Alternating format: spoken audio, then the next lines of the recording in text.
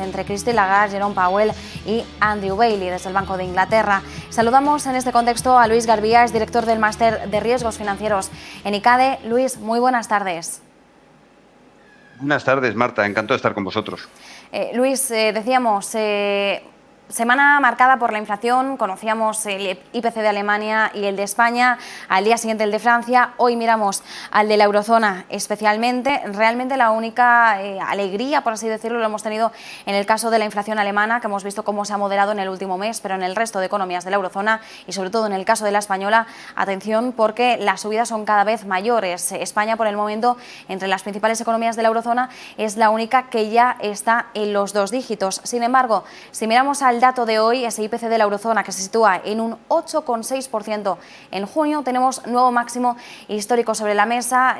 Luis, ¿cómo estás viendo este entorno inflacionista en la eurozona? Pues cada vez ya no con preocupación, sino un estado mayor de la preocupación. Yo creo que la palabra fragmentación va a estar cada vez más de moda los próximos meses. Europa se está descomponiendo. Los datos de la inflación a lo que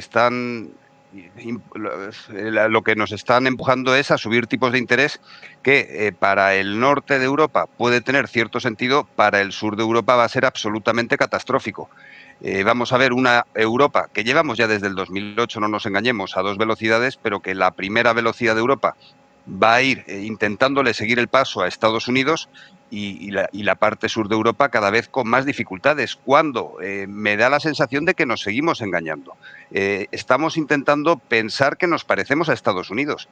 Si hay algo que ha quedado claro después de la visita de Biden a España es que Europa es una cosa y Estados Unidos es una economía absolutamente diferente, Marta. Insistías, Luis, en que vemos cómo en la palabra fragmentación vamos a ir escuchándola cada vez más y de hecho en la última semana ya hemos empezado a escucharla de sobra. Vemos además cómo aumenta la división o la brecha entre las llamadas economías centrales, las economías más de los países del norte y también las economías periféricas, las de el sur.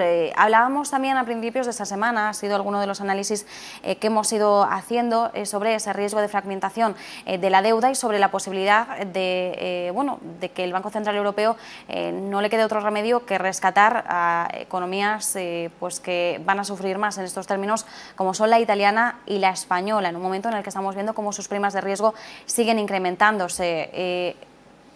¿Cuál es el devenir que podemos esperar para nuestro caso, para nuestra economía? Sí, pues por un lado, no olvidemos que estamos en cierto modo ya rescatados por el quantitative easing desde el 2013. O sea, el sur de Europa se está sosteniendo gracias a la compra por los bancos centrales de deuda pública. Eso es un hecho, que acaban de cortar el grifo, pero seguiremos viendo cómo lo cortan. ¿Qué vamos a ver? Pues los próximos 3 meses, o los próximos 2 meses de verano, vamos a estar un poquito engañados. ¿Por qué? Porque van a entrar turismo, vamos a tener un poquito de euforia y va a ser un poquito el canto del cisne, es ese último suspiro que da antes de fallecer el cisne, porque lo que nos viene en septiembre, octubre y noviembre son muchos problemas estructurales y no sé si llegaremos a ver hambre, porque al final la harina es algo relativamente sencillo de comprar y conseguir. ¿Problemas en las familias? Muy duros, sí. Y me preocupa mucho la calefacción, cómo millones de hogares van a conseguir calentarse, cómo millones de hogares van a conseguir alimento. Esto en las familias va a ser tremendo, pero es que al final los gobiernos del sur de Europa, como comentabas, Marta, cada vez van a tener dificultades estructurales más serias, que ya las venían arrastrando, pero han estado hasta ahora alimentados gracias a la morfina de esa deuda pública sempiterna que no paraba de crecer, alimentada por los bancos centrales. Va a ser algo imprescindible que el Banco Central Europeo siga comprando, siga apoyando a los estados del sur. Por un lado, han anunciado que cortan ayudas. Yo supongo que el balance del Banco Central no aumentará, pero sí que con la deuda que están devolviendo los alemanes, entiendo que irá directamente a sostener las economías del sur. Aún así, mucho me temo que no va a ser suficiente. Los problemas que tenemos en el sur de Europa son absolutamente estructurales y nos vienen en el mes de septiembre y octubre reformas estructurales de gran calado que me recuerdan a las de Grecia del año 2013. Esos recortes tanto en pensiones como en sueldos de funcionarios. Me encantaría, Marta, dar otro mensaje más optimista, pero es que sinceramente es lo que veo. Luis, en esta reunión que tenemos en apenas unas semanas, el día 21 de julio, jueves, como siempre, el Banco Central Europeo va a tener ya esta última reunión antes de una breve pausa en verano, una reunión en la que esperamos esa primera subida de tipos de interés de los últimos 11 años y además también Christine Lagarde en el foro de Sintra abría la puerta a establecer ya unas herramientas antifragmentación. Veremos cómo encauza su modus operandi el Banco Central Europeo. Nos estamos preguntando también si, a pesar de ese riesgo de recesión que va aumentando en los mercados, el Banco Central Europeo va a mantener el acelerador pisado, porque esta semana hemos visto una Christine Lagarde bastante más agresiva en su mensaje y, de hecho, cuando decía "we will go as far as necessary", nos recordaba mucho al "whatever it takes" de Mario Draghi, sin embargo, bueno, elevado a otra potencia, por así decirlo. Sí, lo que pasa es que en el 2012 el whatever it takes era algo relativamente sencillo, es vamos a comprar deuda pública y sostener a Europa. Ahora Christine Lagarde lo que debería decir es algo parecido a vamos a ser capaces de soplar y sorber al mismo tiempo. Y sinceramente no soy capaz de saber cómo lo va a hacer.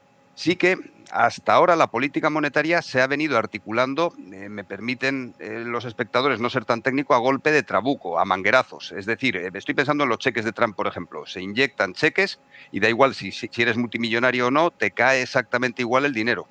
A partir de ahora, lo que sí que tenemos que ver es una política monetaria mucho más quirúrgica. ¿Va a haber que seguir inyectando liquidez? Sin duda, sí. Es que si no, esto revienta. Ahora bien, esa liquidez hay que inyectarla a aquellos sitios donde especialmente se necesite. Yo hoy por hoy lo veo absolutamente imposible. No sé cómo van a poder soplar y sorber al mismo tiempo. Dicho lo cual, me da la sensación de que son creativos. De algún modo veremos cómo Christine Lagarde, con sus mensajes grandilocuentes, va a ser capaz de sostener a Europa aún a pesar de todo. Se va a ingeniar la manera, van a encontrar la forma de aguantar un poquito más. Pero la realidad, Marta, es tozuda. La realidad es que Estados Unidos está con el pleno empleo, está subiendo tipos de interés y exporta armamento. El armamento es una de sus principales industrias. Y en cambio, por el otro lado, en Europa estamos comprando ese armamento y estamos además en mitad de una guerra que nos está causando que los precios de energía se eleven. Donde Estados Unidos tenía un problema con el crudo, ahora, no milagrosamente, sino casualmente lo tenemos en Europa. En Europa antes teníamos gas sin mucho problema, pues ahora parece que tenemos que ir a buscar el petróleo en otro sitio. O sea, de algún modo la situación que tenemos en Europa no creo que se vaya a resolver solo con política monetaria, y ya la aplicación de la política monetaria de Christine Lagarde, que hasta ahora era un ejercicio difícil, a partir de ahora vamos a pasar del que sea algo difícil. Yo personalmente estoy esperando un milagro. Luis, este jueves conocíamos el PCE de Estados Unidos, siempre lo llamamos el indicador favorito de la Reserva Federal, son los precios de gasto en consumo personal, y veíamos cómo se moderaba unas décimas respecto al dato anterior, y esto bueno, hacía que muchas voces empezaran a apuntar que el pico de inflación ya estaba bastante cerca en Estados Unidos. Ante el dato que tenemos hoy en la eurozona sobre la mesa, yo quiero preguntarte, ¿realmente la inflación ha alcanzado ya el punto máximo o todavía nos espera más? Perfecta. Por un lado, Estados Unidos, bien lo has indicado, Marta, es una economía diferente y necesitan un tratamiento diferente. Subida de tipos en una economía con pleno empleo y con inflación alta después de un golpe en política monetaria es algo razonable y absolutamente conveniente.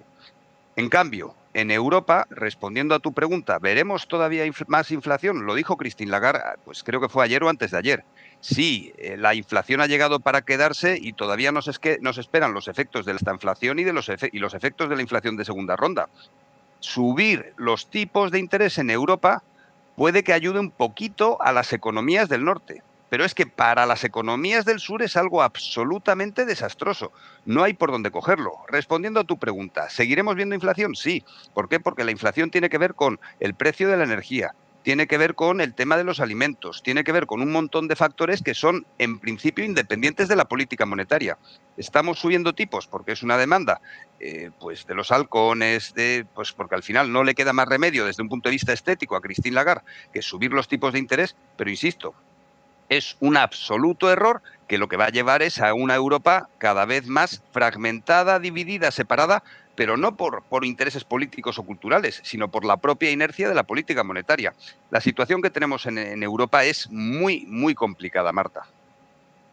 Es una situación complicada y de hecho, bueno, veíamos esta semana una Christine Lagarde más agresiva, más decidida a ese endurecimiento monetario. Ya vemos cómo el mercado descuenta que el Banco Central Europeo va a actuar más rápidamente para poder contener esta evolución de la inflación, pero bien sabemos, porque también lo hemos visto en el caso estadounidense, que si hay una subida de tipos y la economía no es lo suficientemente fuerte como para aguantar ese ritmo, el panorama puede ser muy desolador. Bien indicabas, no es lo mismo el caso estadounidense que el caso europeo. En Estados Unidos, Jerome Powell ya lo ha dicho, no puede garantizar al 100% que no provoquen una recesión al subir los tipos de interés, pero hay posibilidades de que eso no ocurra. En el caso de Europa, parece que la recesión va a ser inminente. De hecho, ante esa perspectiva, ya son muchos quienes empiezan a descontar que el año que viene podríamos tener una pausa en ese endurecimiento monetario. Es decir, el mercado ya empieza a mirar, de hecho,